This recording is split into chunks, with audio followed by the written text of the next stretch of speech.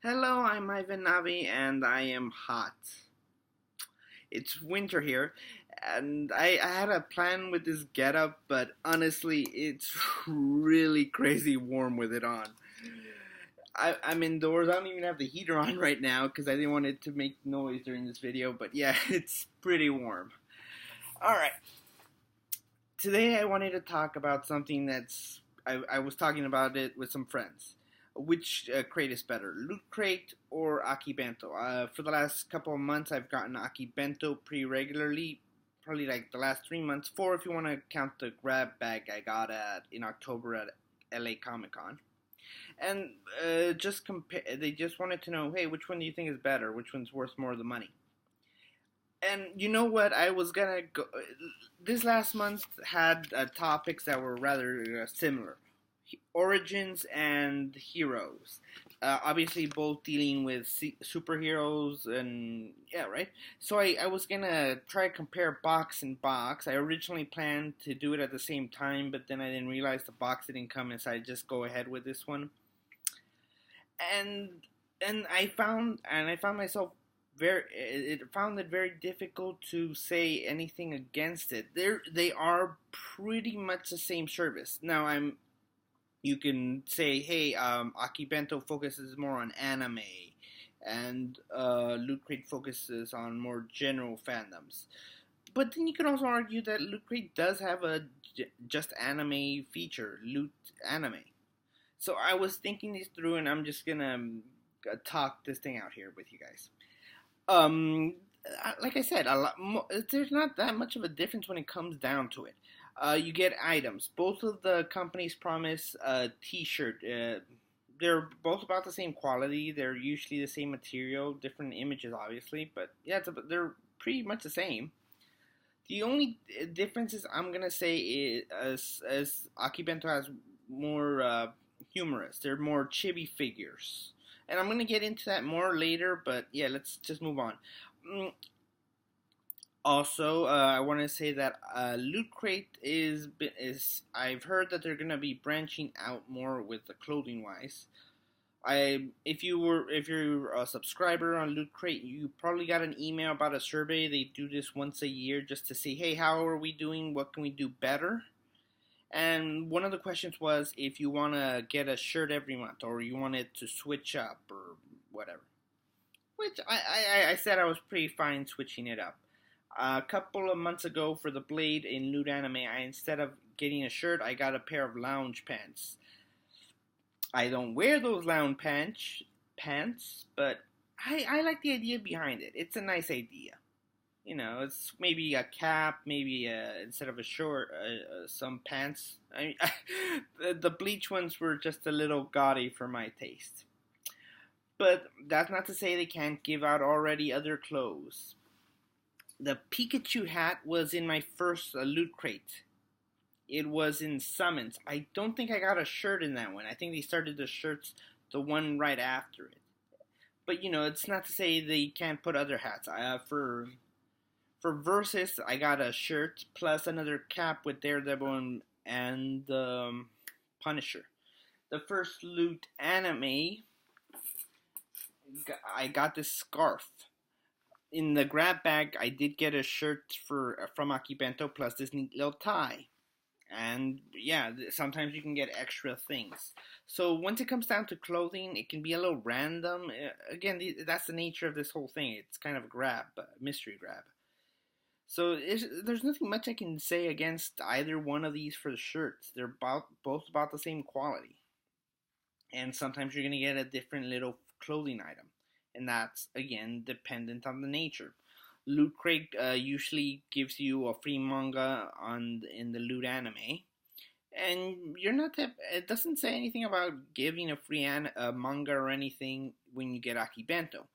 Now, that's not to say they won't give you a manga or anything. It could happen, and I've only had it for like 3 months, so I can't really say they won't do it. And then you have other items. Once you get to the items, it varies too much to give any definition of either one. They say each one says about 3 to 6 items, something like that. And it's not like they're each a set price. you're going to get a variety of items either way. And there is usually an exclusive item. I got the shield from the Loot Crate this month. I did the video already. I think I'll post them up there somewhere. And last month I got this from Akibento. Admittedly, it's a little cuter than I'd want my own headphones, but you know, that's actually pretty nice headphones. It's not something I would get for myself, but I do use them.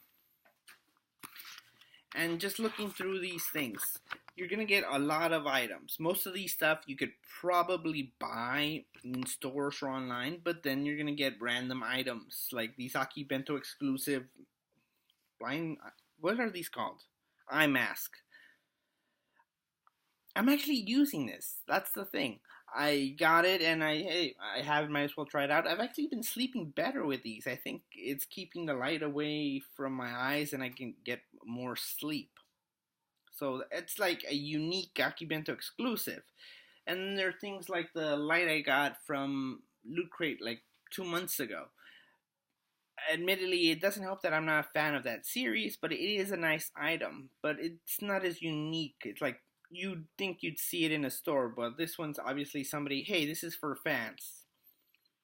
And I think that's what brings me more to the difference between Loot Crate and Loot Crate and Akibento. I'm gonna make that mistake a couple more times, but yeah, bear with me. Loot Crate is good. I'm not gonna say it isn't. I know that the last couple months have kind of disappointed me a little, but hear me out. They seem a little bit more corporate, a little more sterile.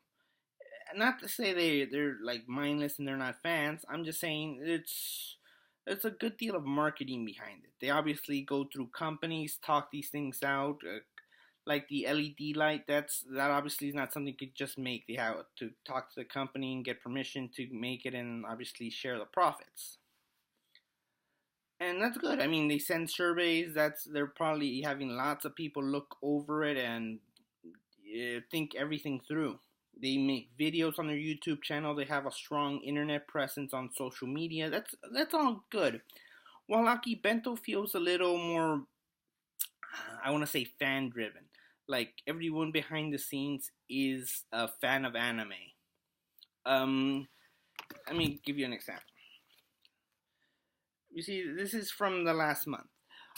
Friend of mine described it as having fan art qualities. That's not to say it's not bad, it's not good. It's that it doesn't seem as professional, as cleaned up.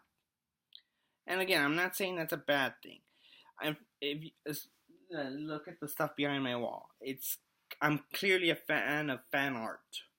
The thing they're just saying here is that it seems more fan-driven. Like, this is made by a fan who maybe is not as professional as regular artists, maybe doesn't have that technique, that style themselves. But there's still a lot of heart, and it does show through. Like I said, you look at the picture, you have various characters. It's very likely you probably wouldn't get a manga artist or anyone to do a bunch of characters like that for a lot of reasons. But whoever did this not only did do that, there's a hidden reference in there. All these shonen characters, they're doing a pose from the Ginyu Force. That was a villain in Dragon Ball Z. So obviously it's clearly a fan. There's like nice little hints there. And let's look at the magazine to talk. This one is very thought out. They obviously have a lot of writers. They put a lot of detail. They put contests. They describe everything. While this is much simpler. They just pretty much tell you what you're likely to get, even informing you some of them are going to be mystery items. One thing I do like about it is that they have a tendency to every once in a while to spotlight a YouTuber and what they do, and they give you even an item. I had a keychain before, and there's a sticker. And there you go. That's the major difference for me. While it seems more marketing on Loot Crate's part, it seems more fan-driven in Akibento. And I'm not saying either one's bad. I think that's just it.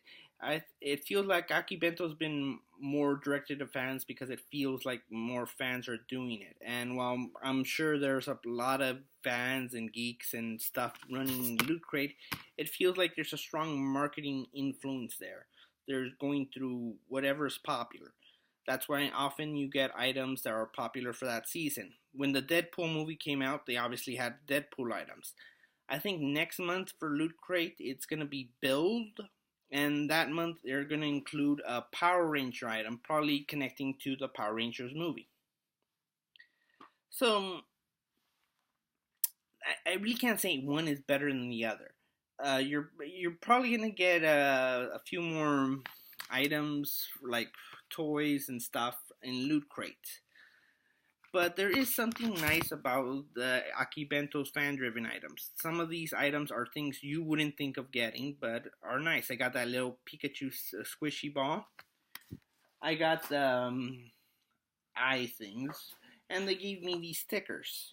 And I mean, most people probably wouldn't pick stickers to be a random item, but they're actually very cute. I just don't know where to put them. I think I'm going to put them on my comic book boxes. But this is a very nice thing. I wouldn't get it for myself, but I like sometimes getting something I like that I wouldn't get. If that makes any sense. Does it? It might. It's like a lot of people have been describing these crate services as like getting a Christmas present every month. Which, that's what I'm saying. When you were a kid and you made a wish list and I said, I want this and this and this. But every once in a while you'd get a present from somebody and it's something not on your list, but it's something you love. That's kind of the thing. I can't really recall any Christmases like that, but I know it happened a couple times. But you know what I'm saying? It's nice to get something you didn't expect, something you do enjoy but you didn't expect. I mean, I've been looking through some of the other stuff that Akibento's done. There was a Maka and Soul body pillow. I showed it to one of my friends, and honestly, I could see them enjoying it. They're not a person to like body pillows, but they probably would have enjoyed just having that. And like I said, I wouldn't have picked the Love Live headphones, but I'm enjoying them. They're good quality, and actually, it's kind of cute. So it really comes down to what you want and what you want out of this service. Obviously, if you're getting a bunch of series that you don't like in that box, maybe you should try to skip it. But you might be pleasantly surprised. I mean, I do like the LED light, even though I'm not a Robotech fan. And they are almost at the same price now, so I really can't say anything about them either. Though personally, I am kind of leaning towards Akibento for recent things. It's just they're kind of on a good roll with me, and Loot Crate has been disappointing me a tiny bit. But that's just me personally. If you could get the same crate, and you'd absolutely adore it. So all I can say about the two crates is, if you're planning to get one over the other, just look at some of the stuff they've already sent out. Look and see what works for you. If you don't like anime, maybe you should stick on strictly Loot Crate. But that's my 2 cents. So they're about the same, and admittedly it's not that easy to choose one over the other, which is probably why I'm still subscribed to both. But who knows? The economy and everything, I might have to drop one, and we'll see how that takes me. Okay, so this has been Ivan Navi. Thank you for watching me ramble for nearly 15 minutes. So follow me on Twitter at StorytellerNavi, links below, and again, thanks for watching.